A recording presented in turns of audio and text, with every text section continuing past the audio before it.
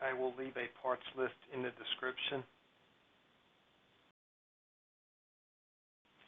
Basically, all you have to do is push the lens out. I pushed the lens out through the front. There's a small plastic ring that holds it in, as you see on the top. I measured out a small piece of aluminum flashing and put one small hole in the center.